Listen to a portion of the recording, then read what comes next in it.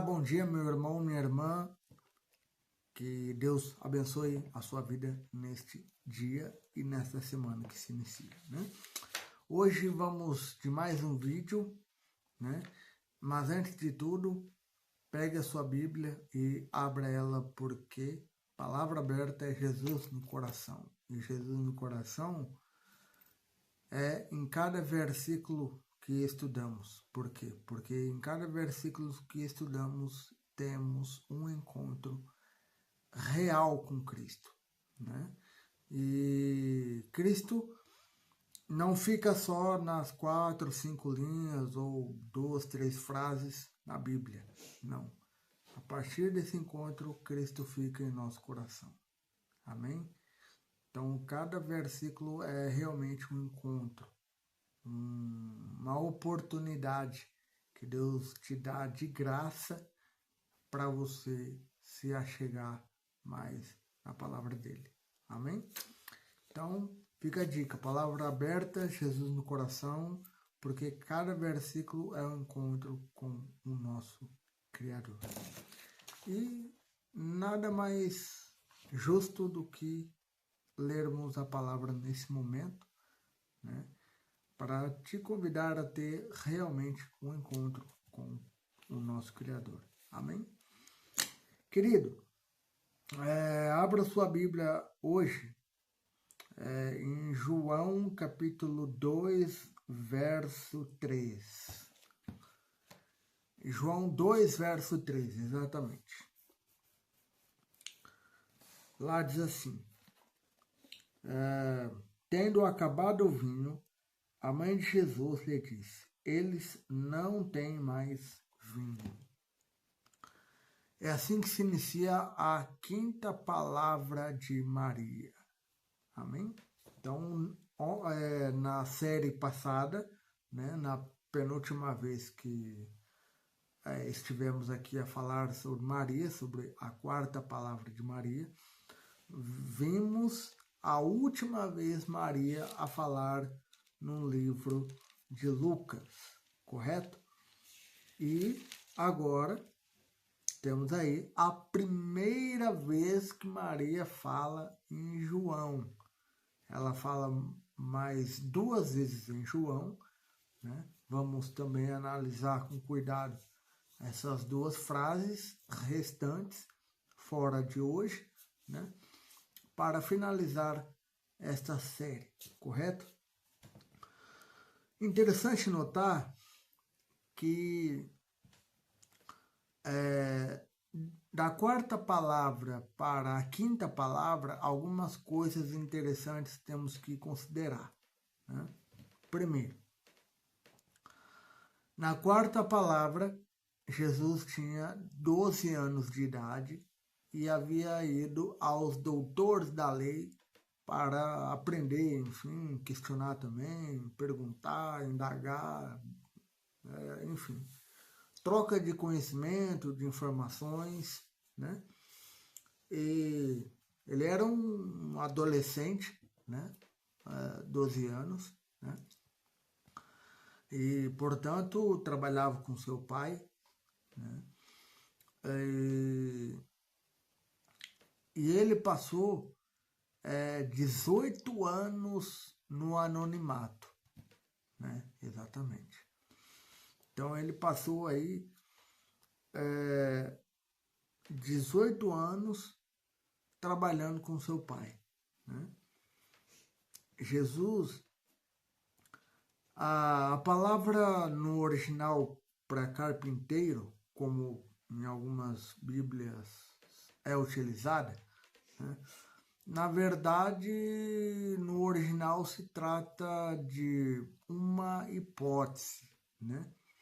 Jesus poderia ser realmente um carpinteiro, ou Jesus poderia ser realmente um construtor, né? Então, Jesus passou esses 18 anos, né, trabalhando com seu pai nesse serviço, né, e ajudando sua mãe também, quem sabe, alguns irmãos também, né, porque nessa altura Jesus tinha 12 anos e portanto a promessa, né, de que o Filho viria a nascer do Espírito Santo já tinha sido acontecido, já era uma realidade, enfim. Portanto, os outros irmãos de Jesus já estavam aí também no mundo, né? Alguns mais velhos, outros mais novos, enfim. Né? Mas já não era a família de Jesus, já não era o pai, a mãe e só Jesus, não mais. Agora, com esses 18 anos, né? Desde os 12 até os 30, quando Jesus inicia o ministério, né? Então, muita coisa aí mudou socialmente na família de Jesus, né? E esse é o pano de fundo um pouco, né, do que foi a vida de Jesus, né, durante esses 18 anos. Né? Com certeza deve ter cuidado dos irmãos mais novos, enfim, né, na luta, na labuta, enfim, né, nos cuidados maternos, e enfim. Né? E Jesus, então, aqui em João 2, ele já tem 30 anos de idade, portanto, aqui é o primeiro milagre dele, né, no ministério. É o primeiro ato público de Jesus, depois que ele sai, então, dos doutores da lei. Né? Então, a primeira e a última vez que ele teve um encontro público foi com os doutores da lei, aos 12 anos, né?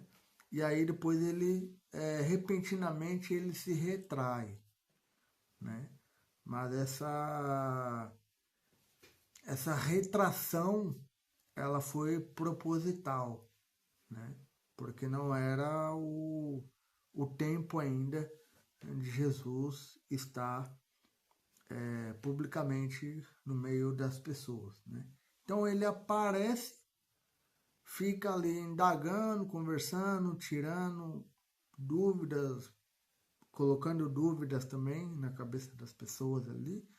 E depois de 3 dias, a mãe encontra ele e o leva para casa. Né? E depois não vemos mais Jesus a falar com as multidões. Só esta vez. Né? A próxima vez que ele vai falar com as multidões já é em João 2, verso 3, na festa de casamento. Então é muito curioso não, é muito interessante, né? Porque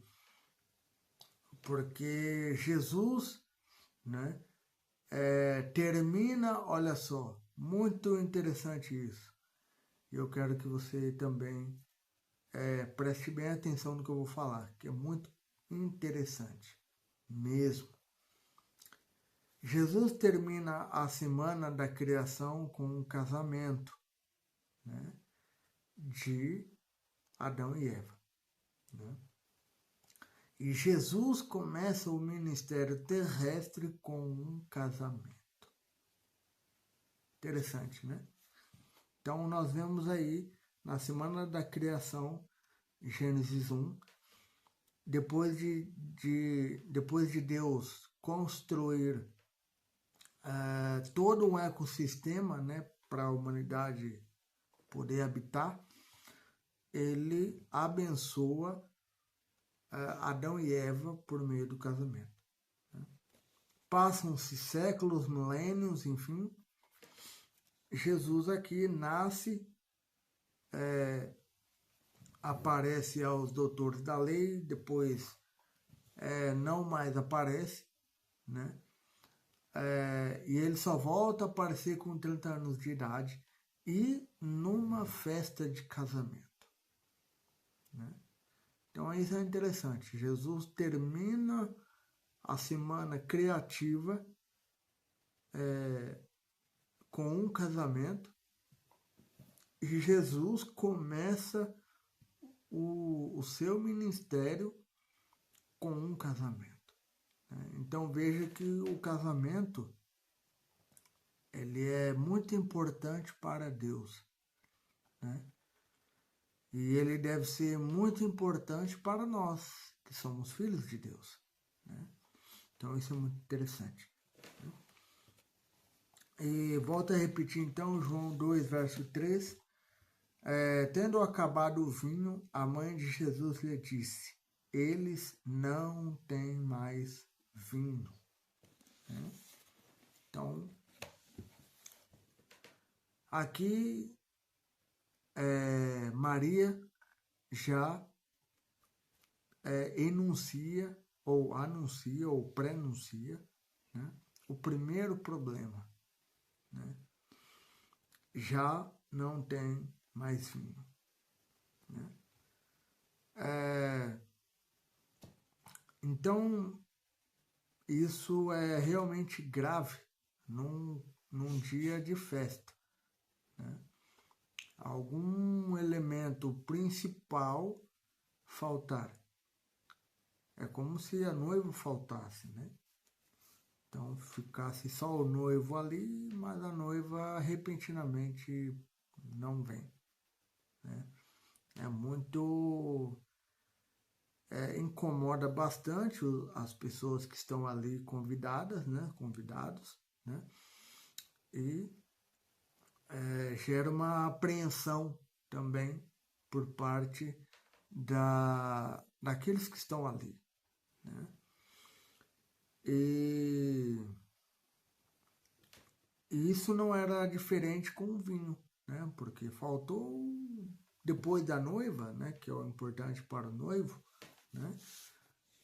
Depois da noiva vinha o comes e bebes, enfim, né? E ali estava a ausência do vinho, né? Que era mais importante naquela festa, né?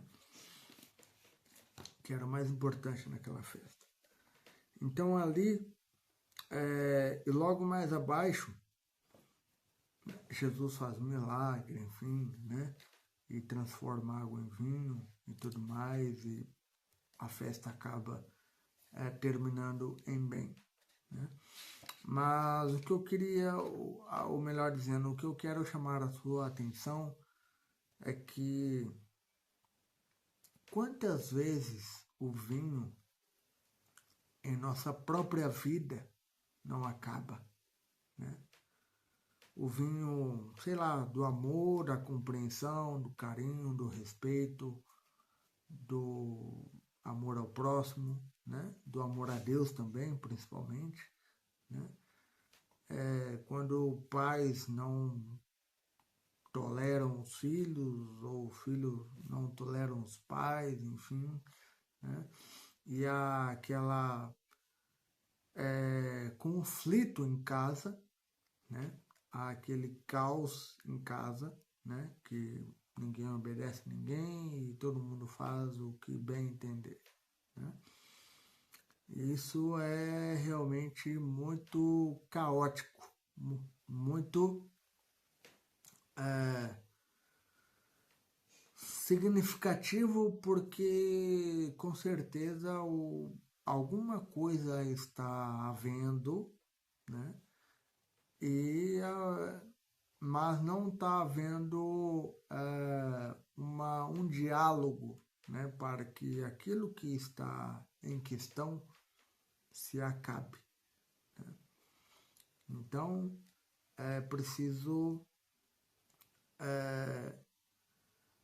humildade, oração, fé, paciência, né? Domínio próprio, enfim, dons do Espírito, né? Para contornar a situação e poder seguir avante, né? Então, quando se tem essa compreensão, quando se tem essa a necessidade, né? É sinal de que já conseguem reconhecer o problema ou algum tipo de problema para poder transformar esta situação ruim em oportunidade de Deus abençoar a sua família, você individualmente, etc. Né? Então, veja que Maria não acusou, não menosprezou a importância do momento, né? Maria foi sábia, né? Maria foi inteligente, Maria foi sensível à questão, né? Porque realmente ela sabia, né?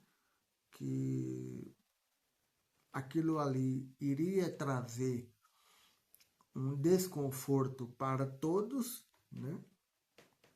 Tanto é que nós vamos nos desdobrar numa outra frase de Maria, né? E vamos tratar disso no próximo vídeo, né?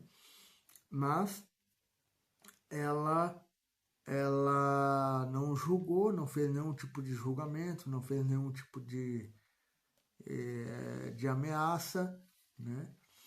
Ela colocou a sua fé em atividade, né? Ela colocou a sua fé mais uma vez em atividade. Primeiro, ela apresentou o problema para Jesus, né? Não que Jesus não soubesse do problema, certo? Creio que Jesus também estava ali na festa, né, como convidado, tal qual foi sua mãe, né? Então, realmente, ele sabia do que estava se passando, né? Maria, apenas com esta frase, eles não têm mais vinho, eu julgo que com essa frase ela mais uma vez criou uma ponte de relacionamento entre mãe e filho, né? Mais uma vez ela soube criar uma oportunidade, né, para se aproximar, se conectar de seu filho, né? Assim como a oração que fazemos a Deus, ela não serve para informar a Deus sobre nossos problemas que passamos diariamente, né? A oração não, o objetivo da oração não é esse, né? O objetivo da oração é nos tornar íntimos de Cristo Jesus. E assim foi com Maria nesta ocasião. Mais uma vez ela soube valorizar a situação para se aproximar de seu filho, né? E quantos pais, mães, né, precisam, né, de realmente criar conexões, laços, né, oportunidades para se tornarem mais íntimos, né? Mesmo que haja um problema de pouca importância ou de seríssima importância, mas que haja um processo de oportunidade, né? Sem crítica, sem julgamento, sem ofensa, que é o mais importante, né? Apenas conversar, né? Criar pontes para se ter uma amizade constante e verdadeira, né? É o que está faltando em muitos lares nos dias de hoje, né? Criar pontes de amizades, criar pontes de relacionamento, né? Para que aquele problema seja oportunidade de Deus demonstrar o seu poder, né? Realmente, né? Então veja que de Gênesis a Apocalipse na Bíblia, todos os personagens tiveram problemas, né? Mas desses problemas, Deus deu milagres, Deus deu vitórias por meio desses problemas, né? E não foram poucos, foram muitos os problemas que os patriarcas, os profetas, os reis, enfim, aqueles que se dispuseram a seguir a orientação de Deus, né? Então veja que os problemas podem evidenciar ainda mais os milagres de Deus, né? Não é porque eu tenho um problema que Deus me abandonou, que Deus não me ama, que Deus não quer nada comigo, que Deus me esqueceu, que Deus me deixou à mercê, né? Mas é o contrário. É quando os piores problemas aparecem, ou então quando os problemas aparecem, eles podem ser palco ou plataformas, né, para os milagres de Deus acontecerem, né? Então perceba que os problemas que você enfrenta hoje, eles são oportunidades de milagres amanhã, entende? Da mesma forma que o vinho acabou aqui na festa, naquele dia, né? E minutos depois o vinho reaparece milagrosamente, né? Assim pode também acontecer com sua vida, né? O vinho da intriga, da fofoca, da inveja, do ciúme, da maledicência, do desamor, do desafeto, enfim. Eles podem ser substituídos, eles podem milagrosamente serem tirados de nós, né? Porque Deus promete, né? Em Ezequiel, o profeta Ezequiel promete pela pessoa do Espírito Santo, não por ele próprio, mas pela inspiração do Espírito Santo, né? Deus está prometendo por meio do profeta Ezequiel o quê?